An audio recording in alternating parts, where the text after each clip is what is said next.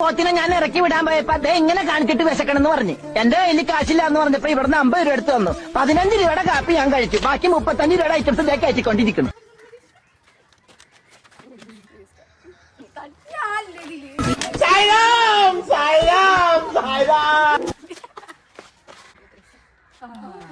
ഇതിനെ കണ്ടാ പറയോ അതിനൊരു അരപ്പീരി ലൂസാന്നുള്ളത്?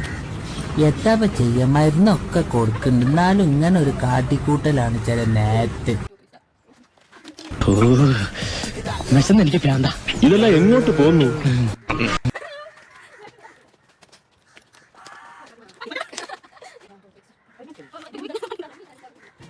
തരില്ല ഞാൻ, ഇതാർക്കും തരില്ല. ഇന്ദുന്റെ അടുത്ത കളി. കണ്ടോ, വലിയ പണക്കാരാന്ന് തോന്നുന്നു. എന്തൊരു തീറ്റ അതിന്. അയ്യോ, ഭയങ്കരം തന്നെ. നിങ്ങൾ തിന്നണ അത്ര ചോറൊന്നും ഞാൻ തിന്നലില്ല. ഞാൻ തിന്നണ ചോറിന്റെ കണക്കൊന്നും വെച്ച് പറയണ്ട. ഞാൻ പള്ള നാർന്നാലും തിന്നു.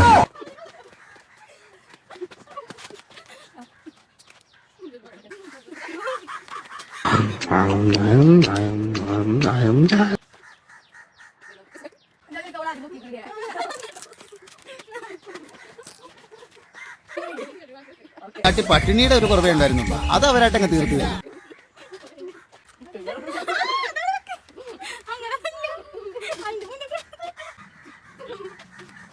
നീയൊക്കെ കണ്ണുവെച്ച് പഴയ പോലെ ഒന്നും കഴിക്കാൻ പറ്റണ്ട.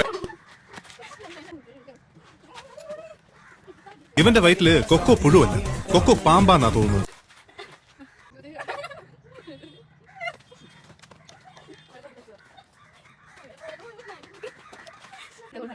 ഈ പ്രായത്തിലുള്ള പിള്ളേരൊക്കെ നന്നായിട്ട് ആഹാരം കഴിക്കണം.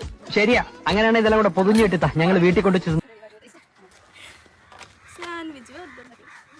നിങ്ങൾ ഇങ്ങനെ വായി നോക്കിയിരുന്ന എനിക്ക് ശരിക്കും ഉണ്ണാൻ പറ്റത്തില്ല. ഒന്ന് അങ്ങോട്ട് മാറിയിരുന്നു.